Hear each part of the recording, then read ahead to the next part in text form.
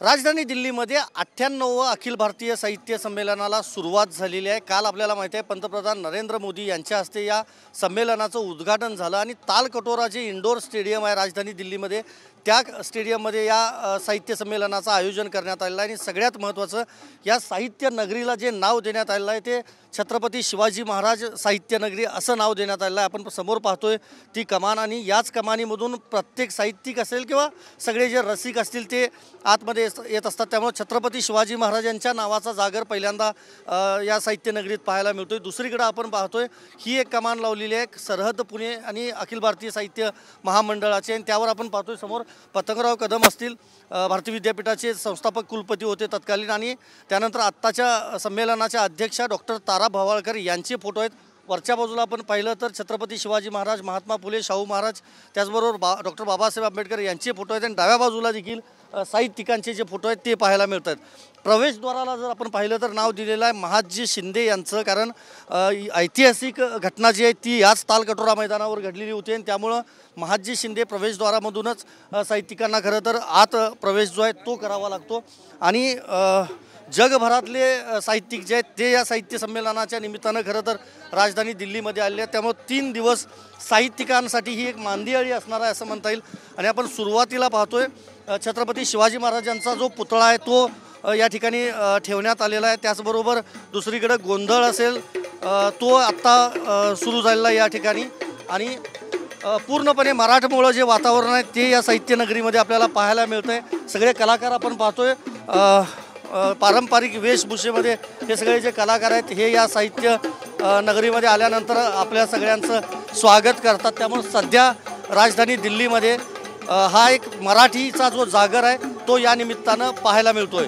या साहित्य संमेलनामध्ये भव्य अशी ग्रंथनगरी देखील उभारण्यात आली आहे आणि त्या ग्रंथनगरीला नाव दिलेलं आहे तर्कतीर्थ लक्ष्मण शास्त्री जोशी यांचं, त्यांच्या नावानं ही खरं तर ग्रंथनगरी आहे। आणि वेगवेगळे जे ग्रंथ आहेत ते या निमित्तानं संपूर्ण पाहायला मिळतात। वेगवेगळे स्टॉल्स जे आहेत ते देखील आहेत।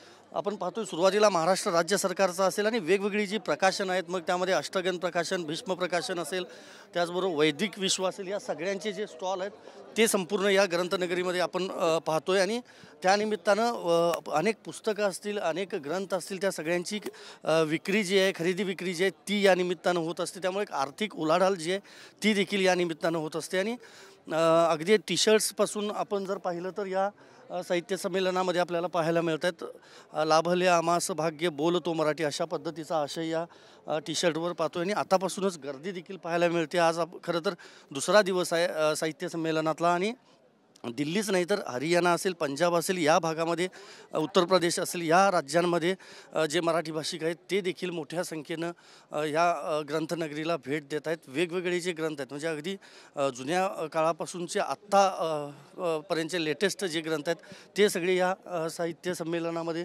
आपल्याला पाहायला मिळत आहेत। या ग्रंथनगरीमध्ये 100पेक्षा जास्त स्टॉल्स जे आहेत ते लावण्यात आलेले आहेत। मात्र एक महत्त्वाचा स्टॉल आहे तो म्हणजे मुंबई मराठी पत्रकार संघाचा।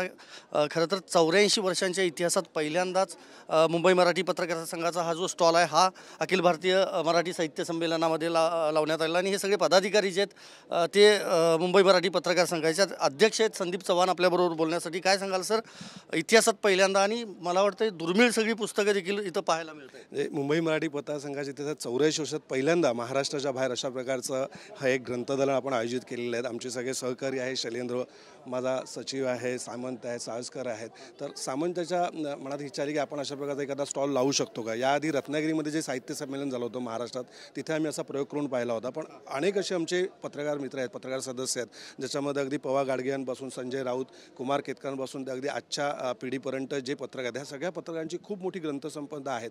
काही पुस्तकं आता आउट ऑफ स्टॉक झालेली आहेत, ती मिळत नाहीत। तर आमचा असा प्रयत्न होता की ही जी साहित्य संपदा आहे पत्रकारांनी निर्माण केलेली ती देशातल्या सगळ्या साहित्य रसिकांना पाहायला मिळेल म्हणून हा स्टॉल जो आहे इथे कोणतेही पुस्तक विक्रीसाठी नाही पण हे पुस्तक इथे आपण प्रदर्शन ठेवलं आणि कालपासून हजारो माणसं इथे येऊन गेलेली आहेत, मराठी माणसं। प्रियाताई काही वेळापूर्वी येऊन गेल्या, राजकारणी येत आहेत, पत्रकार येत आहेत, काय प्रतिक्रिया? खूप छान, म्हणजे बऱ्याच राजकारण्यांची होती अरे ही पुस्तकं आहेत, अच्छा यावर लिहिलेलं आहे, अच्छा हे संदर्भ। कारण अनेक म्हणजे महाराष्ट्राच्या पूर्ण राजकारणाचा सामाजिक करण्याचा क्रीडा क्षेत्राचा इतिहास जो आहे त्याचा जो आकृतीबंध संबंध आहे तो या दालनामध्ये तुम्हाला पाहायला मिळेल. म्हणजे महाराष्ट्राची जडणघडण आणि त्याच्यातली सगळी सामाजिक आणि साहित्य रचना जी आहे ती ह्या पुस्तकातनं वेगवेगळ्या संपादकांनी पत्रकारांनी लिहिलेली आहे, शब्दबद्ध केलेत. आणि अनेक पुस्तकं आता आउट ऑफ स्टॉक आहेत, मार्केटमध्ये नाही आहेत. जी आमच्या मुंबई मराठी पत्रसंघाच्या ग्रंथालयात होती ती आज आम्ही देशातल्या सगळ्या साहित्य रसिकांना उपलब्ध करून दिली आहेत. अनेकांनी पुस्तकं झाली, म्हणजे अगदी राजदीप सरदेसाईंपासून ते अगदी विविध वर्तमानपत्राचे संपादक महाराष्ट्रातले इथे येऊन गेलेले आहेत. आणि सगळ्यांना आनंद झाला की अशा प्रकारची साहित्य संपदा पत्रकार मोठ्या प्रमाणावर निर्माण करतायत.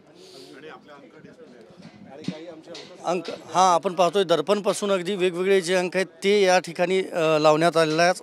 त्याचबरोबर माधव गडकरी यांचं असा हा महाराष्ट्र देखील हे खरं तर दुर्मिळ पुस्तक म्हणावं लागेल. जसं आता अध्यक्ष संदीप चव्हाण यांनी सांगितलं त्या पद्धतीनं काही पुस्तकं दुर्मिळ झाली आहेत जी मिळत नाही, त्यामुळे इथं विक्री नाही, पण हा एक साहित्यिक ठेवा आहे हे मात्र नक्की. या साहित्य संमेलनामध्ये आधुनिकतेची देखील एक जोड पाहायला मिळते. असा एक स्टॉल लागलेला आहे ज्या स्टॉलवर लोकशाहीर अण्णाभाऊ साठे यांचे AI टेक्नॉलॉजी वापरून फोटो तयार करण्यात आलेले आहेत. त्यांनी अगदी बोलके खरं तर हे सगळे फोटो आहेत. आपण जर नजर टाकली तर वेगवेगळ्या त्यांच्या वयाच्या टप्प्यातले जे फोटो आहेत ते संपूर्ण या स्टॉलवर पाहायला मिळत आहेत. हातामध्ये झेंडा घेतलेले अण्णाभाऊ आहेत. त्याचबरोबर संयुक्त महाराष्ट्र झालाच पाहिजे त्याचा फलकासोबतचा हा अण्णाभाऊ साठे यांचा फोटो आहे. पुस्तक लिहित असतानाचा देखील फोटो आहे. त्यामुळं वेगवेगळ्या ठिकाणातले हे जे सगळे फोटो आहेत, कलर पण आहेत यामध्ये आणि ब्लॅक अँड व्हाईट देखील आहेत.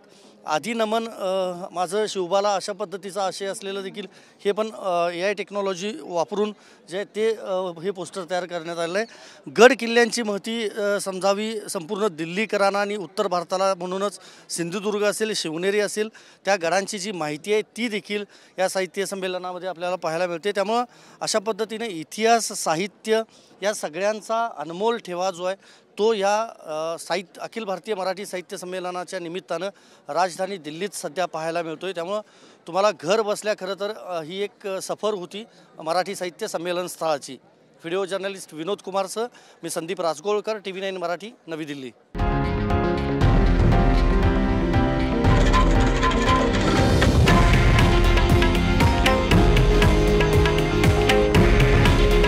हे आहे देशातील नंबर 1 न्यूज नेटवर्क आणि आपण पाहत आहात TV9 मराठी. काळजी तुमची, हित महाराष्ट्राचं.